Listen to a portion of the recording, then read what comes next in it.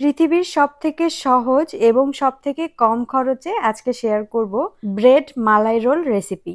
শুরুতেই লাগছে পাউরুটি। আপনারা নিজেদের পছন্দ মতো যতটুকু বানাতে চান সেই অনুযায়ী পাউরুটি নিয়ে নেবেন। আমি আজকে এখানে ৮ পিস পাউরুটি নিয়ে নিয়েছি। পাউরুটির যে সাইডের অংশগুলো ছিল ওগুলোকে খুব সুন্দরভাবে কেটে নিব। একটু পাতলা করে কাটবেন, খুব বেশি করে কাটার কিছু নেই। সবগুলো রুটিকে একই রকমভাবে কেটে নিয়েছি আর সাইডের যে অংশগুলো কাটলাম সেগুলোকে একটু ছোট ছোট করে হাত দিয়ে ছিঁড়ে নিব। এইবার পাউরুটির ভিতরের অংশটা নিয়ে নিলাম আর যেভাবে রুটি বেলি ঠিক সেই রকমভাবে বেলে নিতে হবে। একটু জোর দিয়ে বেলবেন, তাতে পাতলা হয়ে যাবে। আর এইভাবে করে বেলে নিলে বানাতে অনেক বেশি সুবিধা হবে। প্রত্যেকটা রুটিকে একই রকমভাবে বেলে নিয়েছি। এবার একটা প্যানের মধ্যে দিয়ে দিলাম আর দুইটা সাইড খুবই হালকা করে গরম করে নিব। চুলার আঁচটাকে লোতে রেখে কাজটা করবেন, না হলে খুব তাড়াতাড়ি কিন্তু দুই সাইডে রং চলে আসবে। আচ্ছা, আমি হাত দিয়ে কাজটা করছি জন্য সবাই হাত দিয়ে করতে যাবেন না, কারণ এই পর্যায়ে রুটিগুলো অনেক গরম হয়ে যায়।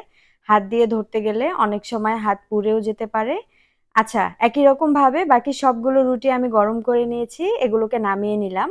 এইবার এই একই প্যানের মধ্যে দিয়ে দিব ১ কাপ পরিমাণে পানি আর 1/4 কাপ পরিমাণে গুঁড়া দুধ। আপনারা এখানে লিকুইড দুধ দিয়েও কাজটা করতে পারেন আর চাইলে এভাবে গুঁড়া দুধ দিয়েও করতে পারবেন। আচ্ছা, সবকিছু মিশিয়ে নেয়ার পরে এখানে দিয়ে দিলাম ১.৫ চা চামচ পরিমাণে চিনি। অবশ্যই মিষ্টির পরিমাণটা নিজেদের টেস্ট অনুযায়ী ব্যবহার করবেন। এরপর সবকিছু একটু ভালো মতো জাল করে নেয়ার পর ব্রেডের যে সাইডের অংশগুলো ছিল সেগুলোকে এখানে দিয়ে দিচ্ছি। আর ভিতরের পুরটা আমি এই অংশটা দিয়েই বানাবো। কোনো কিছুই আজকে ফেলবো না। এভাবে করে পুরটা বানিয়ে নিলে খেতে অনেক বেশি ভালো লাগে। মালাইয়ের একটা সুন্দর ফ্লেভারও আসে। আচ্ছা, চুলার জালটাকে অফ করে দিয়েছি আর যেকোনো কিছুর সাহায্যে এভাবে একটু ম্যাশ করে নিবেন। তাহলে ভিতরের পুরটা একদম নরম তুলতুলে হবে আর মুখে দেওয়ার সঙ্গে মিলিয়ে যাবে। এ পর্যায়ে খুব ভালো মতো ম্যাশ করে নিয়ে তারপর সাইডে রেখে দিতে হবে একটু ঠান্ডা হওয়ার জন্য।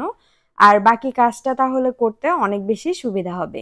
অনেকেই ভাবতে পারেন যে ব্রেডের অংশ আর ব্রেডের সাইডের অংশ দিয়ে যদি সবকিছু বানান খেতে মনে হয় ভালো লাগবে না। আসলে এমনটা নয়, বাড়িতে একবার ট্রাই করলেই বুঝতে পারবেন এটার স্বাদ একটু ভিন্ন আসবে। আচ্ছা, এখন এখানে 1/2 কেজি পরিমাণে দুধ বসিয়ে দিয়েছি আর সঙ্গে দিয়ে দিলাম 1/2 কাপ পরিমাণে গুঁড়া দুধ।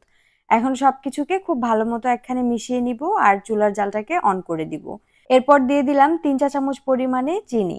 আবারও বলছি, চিনির পরিমাণটা নিজেদের টেস্ট অনুযায়ী ব্যবহার করবেন। এর থেকে বেশিও দিতে পারবেন, আবার কমও দিতে পারবেন, কোনো সমস্যা নেই।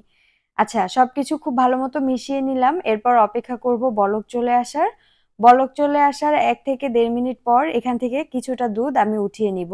আর বাকি দুধটা এখানে জাল হওয়ার জন্য বসিয়ে রাখবো। আচ্ছা, এই দুধটুকু উঠিয়ে নিয়ে চলে গেলাম আর একটা পাউরুটির পিস নিয়ে নিলাম আমি। এরপর নিয়ে নিচ্ছি ভিতরের পুরটা।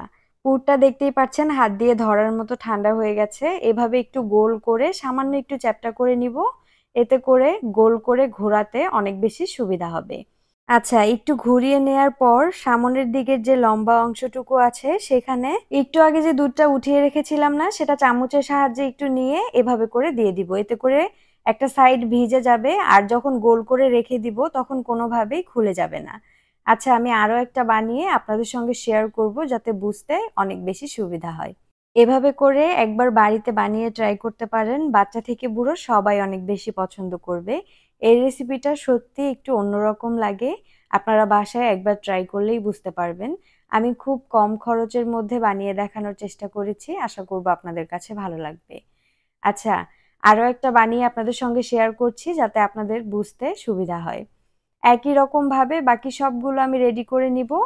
আচ্ছা, এ পর্যায়ে সবগুলো আমি রেডি করে ফেলেছি। অন্যদিকে যে দুধটা বসিয়ে রেখেছিলাম সেটাও অনেকটা শুকিয়ে গেছে।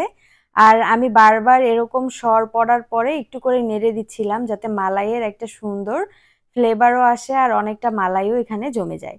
এ পর্যায়ে নামিয়ে নিলাম আর আস্তে আস্তে রুটিগুলোর উপরে দুধটা দিয়ে দিচ্ছি। দেখতেই পাচ্ছেন দুধের মধ্যে কিন্তু একটু একটু মালাই জমে গেছে আর এই মালাইটার কারণেই খেতে অনেক বেশি মজা লাগে। একটা জিনিস খেয়াল রাখবেন, পাউরুটির মধ্যে দুধ দিলে কিন্তু সেটা খুব তাড়াতাড়ি শুকিয়ে যায়। তাই এটা যাতে একটু ভেজা ভেজা ভাব থাকে সেই অনুযায়ী দুধটা ব্যবহার করতে হবে। দুধগুলো উপর দিক থেকে দিয়ে দেওয়ার পর অনেকটাই শুকিয়ে যাবে, তাই আস্তে আস্তে দিচ্ছি। কিছুটা শুকিয়ে গেলে আবারও উপর দিক থেকে দিয়ে নিচ্ছি। নিজের পছন্দ মতো একটু কাঠবাদাম তারপরে পেস্তা বাদাম দিয়ে সাজিয়ে নিব। সবশেষে এখানে একটা খেজুরকে আমি একদম কুচি করে কেটে উপর দিক থেকে দিয়ে দিব। খেজুরটা দেয়াতে খেতেও অনেক বেশি ভালো লাগে আর দেখতেও অসাধারণ লাগে। আশা করব রেসিপিটি আপনাদের কাছে ভালো লাগবে। সাধারণ একটা পাউরুটি দিয়ে এত মজাদার একটা ডেজার্ট বানানো যায়, বাড়িতে ট্রাই না করলে কখনোই বুঝতে পারবেন না। আচ্ছা, এই পর্যায়ে আপনাদের সঙ্গে একটা কেটে শেয়ার করব। দেখুন এটা কত বেশি নরম আর মুখে দেওয়ার সঙ্গে সঙ্গে গলে যাচ্ছিল। ভিতরের পুরটা খেতে আরো বেশি ভালো লাগে। রেসিপি ভালো লাগলে অবশ্যই লাইক করতে ভুলবেন না। আল্লাহ হাফেজ। আসসালামু আলাইকুম।